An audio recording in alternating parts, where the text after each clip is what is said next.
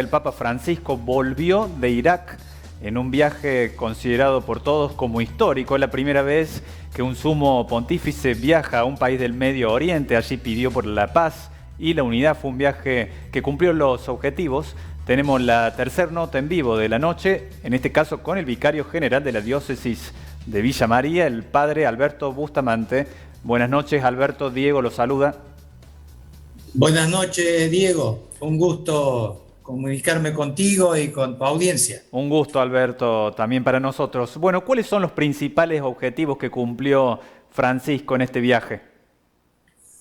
Yo creo que ha tenido que ver, como él mismo lo dijo, se presentó como un papa penitente y peregrino de la fe y de la paz para aportar a la reconstrucción de un país cruzado por la violencia, por la guerra civil, por la violencia étnica, por la violencia con justificaciones de motivos religiosos, que el Papa, por supuesto, como los grandes líderes religiosos, rechaza esa vinculación de religión con violencia. Es más, va a decir el Papa que la mayor blasfemia es profanar el nombre de Dios odiando al hermano y utilizando la religión como una excusa para sembrar violencia, ¿no? Me parece que ha sido el núcleo central de su visita, sobre todo encontrando un punto de encuentro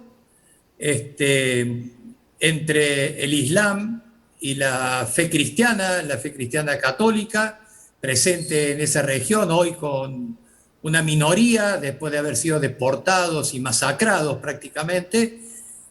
Para que tengamos una idea, hasta la década del 90, hasta antes de la caída de Saddam Hussein, los cristianos eran cerca de 2 millones de personas.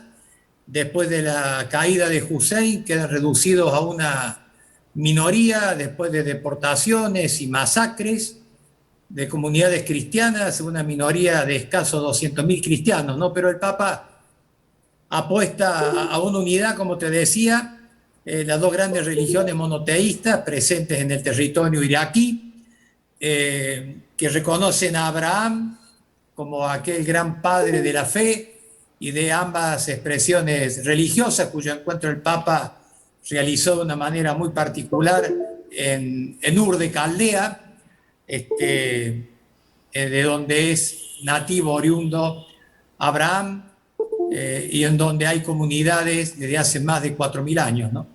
En relación precisamente a lo que nos estaba comentando en el último tramo allí de su exposición, ¿cree que el cristianismo puede recuperar lugar en esa zona? Mira, desconozco si lugar demográfico, es decir, uno no puede saber si habrá posibilidad de un crecimiento nuevamente demográfico de las comunidades cristianas como lo tuvieron en sus orígenes. Tengamos en cuenta que en Irak se encuentran las comunidades cristianas árabes más antiguas, ¿no? Las caldeas, las asirias, las siríacas, distintos ritos también, ¿no? Desconozco si puede haber un crecimiento demográfico. Sí, el Papa los invitó a permanecer y a hacer un gran aporte 58 y 59. desde el servicio, desde la caridad, desde la presencia educativa y desde una gran capacidad de ofrecer el perdón para la reconciliación. Utilizó una imagen muy bella, ¿no? Que es el entramado artesanal cuando se hacen las mantas, y el Papa hace alusión, ¿no?, de que los cristianos tienen que tener esa presencia que ayude a reconstruir desde las bases relacionales la vida de ese país tan herido, tan deteriorado, en medio de guerras, persecuciones y fragilidad de infraestructuras, ¿no?, que Irak padece. Padre, muchos hablaron de la importancia de este viaje de Francisco para lo que es el diálogo con la comunidad musulmán. ¿Qué cree que va a pasar de ahora en adelante? ¿Qué repercusión va a tener este viaje histórico? Yo creo que en el contexto de otros encuentros que el Papa ya ha ido teniendo con líderes religiosos, fundamentalmente de las grandes religiones monoteístas, ¿no?, el judaísmo, el islam, y el cristianismo, recordemos su visita a Tierra Santa, me parece que sin lugar a dudas siembra posibilidades reales de reencuentro y por lo menos de dejar muy en claro que la violencia terrorista no tiene cabida en las expresiones religiosas ni puede tener fuente precisamente en lo religioso, ¿no? Que en todo caso son marginales, radicalizados, fundamentalistas.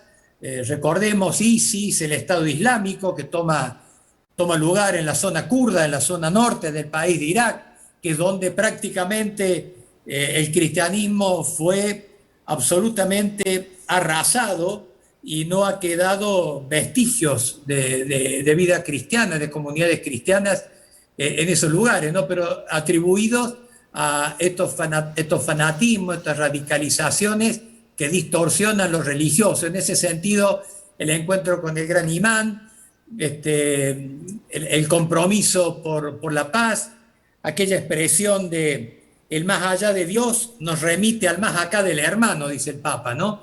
En una coincidencia plena con las expresiones y los líderes religiosos, en este caso del Islam. Alberto, nos gustaría conversar un rato más, pero casi las 9 de la noche tenemos que finalizar el noticiero. Le agradecemos mucho que haya tenido esta predisposición hacia nosotros.